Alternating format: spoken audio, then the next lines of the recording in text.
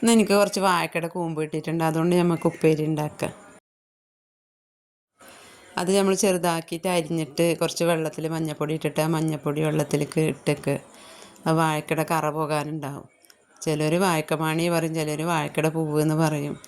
എന്നിട്ട് നമുക്കൊരു പപ്പടക്കോലെടുത്തിട്ട് നല്ലോണം ഇങ്ങനെ ചുറ്റിക്കുക, എണ്ണിത്തണ്ടൊക്കെ ചുറ്റിക്കണ പോലെ. എന്നിട്ട് അതിൻ്റെ ഒരു കറ ഉണ്ടാവും, ഒരു നൂലൊക്കെ ഉണ്ടാവും. ആ നൂല് എടുക്കുക. എന്നിട്ട് നല്ല കഴുകി വൃത്തിയാക്കി ഒരു അരിപ്പപാത്രത്തിൽ വെച്ച് വെള്ളം മാരാൻ വെക്കുക. എന്നിട്ടൊരു ചട്ടി വെച്ച് കുറച്ച് എണ്ണ ഒഴിക്കുക, കുറച്ച് കടുക് ഇട്ട് കൊടുക്കുക, പിന്നെ കുറച്ച് കറിവേപ്പില, ഉണക്കമുളക് പൊടിച്ചത് അതൊക്കെ ഇട്ട്, ചെറിയ ഉള്ളി ചതച്ചത് ഇട്ടെടുത്തിട്ട് നല്ലോണം ഒന്ന് വഴറ്റുക. അത് മൂത്തതിന് ശേഷം നമ്മൾ അരിഞ്ഞ് വെച്ച വാഴക്കമാണി അതിലേക്ക് ഇട്ട് കൊടുക്കുക. കുറച്ച് മഞ്ഞൾപ്പൊടി ഇട്ട് നല്ലോണം ഇളക്കി വേവിക്കുക. ഇത് ചാനൽ ആദ്യമായിട്ട് കാണുന്നവരുണ്ടെങ്കിൽ സബ്സ്ക്രൈബ് ചെയ്യുക, ലൈക്ക് ചെയ്യുക, ഷെയറും കമൻറ്റൊക്കെ ഒന്ന് ചെയ്യിട്ട. അതിന് ശേഷം കുറച്ച് ഉപ്പിട്ട് കൊടുക്കുക. എന്നിട്ട് മൂടി വെച്ചിട്ട് ഇടയ്ക്കിടയ്ക്ക് ഇളക്കിയിട്ട് വേവിച്ചെടുക്കുക. അടി പിടിക്കാതിരിക്കാൻ വെള്ളം ഒഴിക്കണില്ല.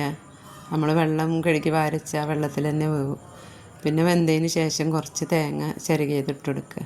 എന്നിട്ട് നല്ലോണം ഇളക്കി കൊടുക്കുക. എല്ലാവരും വാഴക്കപ്പൂവൊക്കെ കിട്ടുമ്പോൾ അതേപോലെ ഒന്ന് ഉണ്ടാക്കി നോക്ക്.